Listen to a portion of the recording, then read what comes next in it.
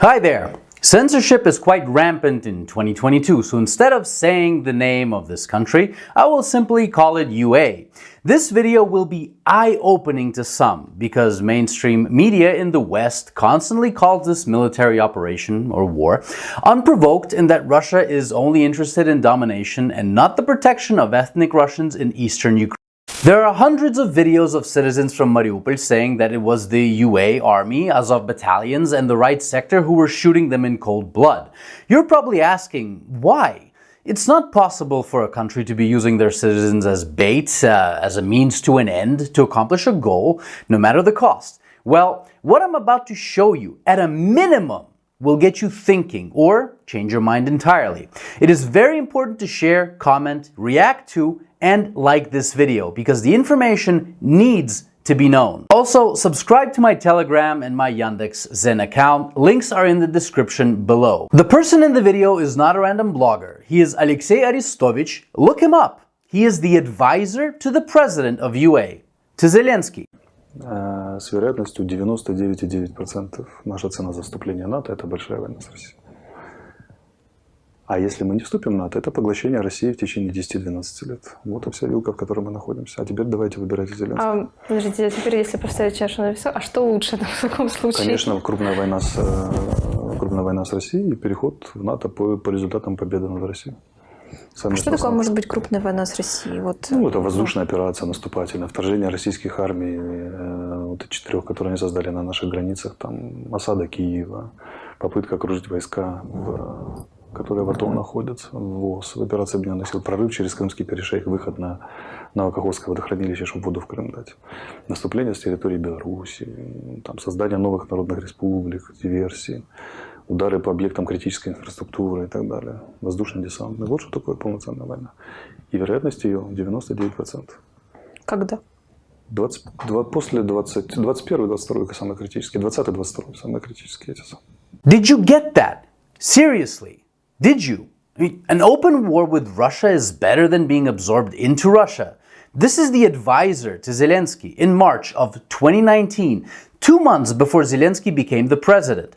And again, absorbed into Russia, this was when the Minsk agreements that were meant to bring peace to all citizens of UA were still on the table. And in those agreements, the Lugansk and Donetsk republics were supposed to be part of UA. Go ahead, link is in the description below. Read those agreements and understand them. Understand every point. But why not neutrality? What is wrong with staying neutral? Considering the fact that at least 22% in UA identify themselves as ethnic Russians, not just Russian speakers. Zelensky knew back in 2019 that absorption into NATO would cause this conflict, and in December 2021, Putin said NATO deploying its troops and weapons to UA represented a red line for Russia and would trigger a strong response. But let's go back to 2008, April 4th. NATO conference in Romania, Bucharest. At the Bucharest summit, NATO allies welcomed UA's and Georgia's Euro-Atlantic aspirations for membership and agreed that those countries will become members of NATO. And in the same year, Georgia, the country, ignites a conflict with Russia. Russia marches towards Tbilisi but does not take over Georgia. So unprovoked? Really? I mean, over 14 years of color revolutions, troop training, and funding of the UA war machine, this is unprovoked? I don't think so, but you decide. Now listen to the same person in 2022 after the operation began. Чому не можна було оголосити Україні, що Росія точно нападає, коли ми вже знали, що нападає? Тому що почалась би масовий вихід біженців, масований. І вони б забили всі дороги. Це було 8, 10, 12 мільйонів людей. І армія би не пройшла в райони оборони. Понімаєш, да? Це повний параліч доріг. В цьому випадку це дуже бажана ситуація для російського воєнного керівництва. І в цій ситуації ми, напевно, програвали війну і лівобережжя все. Тому що з лівого берега пішли б на правий, 50 мостів всього в Україні. Було б забите все, жодним чином ми не впоралися з цією ситуацією. Єдиний вихід – танками давити власних громадян, розстрілювати, щоб пройти через мости. Did you understand that? They could have warned their own citizens, but they didn't. Because if they did, they would have to run them over with tanks or shoot them to get to the front. Their own citizens. even though they already had thousands of troops at the front and they had at least 3 years to prepare.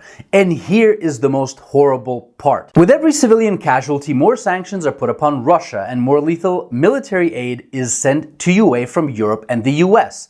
Now, if the UA is willing to run over their own civilians and their own citizens with tanks to win this war, think about what they're willing to do to those 22% who identify themselves as ethnic Russians, or those who work or welcome Russian troops. Do you get it now? Do you get who benefits directly from the massacres such as the one that happened in Bucha? Do you understand that every civilian death only brings more aid to UA from the West? Do you now understand why thousands of civilians from Mariupol are saying that the army of UA, Azov, and the right sector have been using them as human shields? Because they were left there by their own government to be human shields, and that is disgusting. Now you will say that I'm a bot of the Kremlin spewing propaganda, and who you believe is entirely up to you, but I'm gonna leave you with one final video from Aristovich. Непрерывная война. Это военный лагерь. Осажденная крепость. Это должен быть военный лагерь. Да, то есть все должны ходить, как в Израиле, с оружием. Основные 20% национального бюджета на войну. Дети с детства знают, и старики знают, что если что, плохо будешь воевать, конец. И так далее. То есть мы должны быть таким Израилем в квадрате. Подождите, но мы не являемся Израилем в квадрате. А это означает что? Что мы врем себе. Национальная идея Украины, одна из центральных национальных идей Украины, это как можно больше врать себе и другим. Потому что если сказать правду, рухнет все. И надо придумать что-то другое. And to those people of UA in my comment section, this is your leadership. These are their words. And I hope peace comes as soon as possible. And every civilian death is a tragedy. But to me it is clear that every civilian death in UA directly, financially and morally benefits only one party in this war. And it's not Russia. So the decision who you believe is entirely yours. See you in the comments below.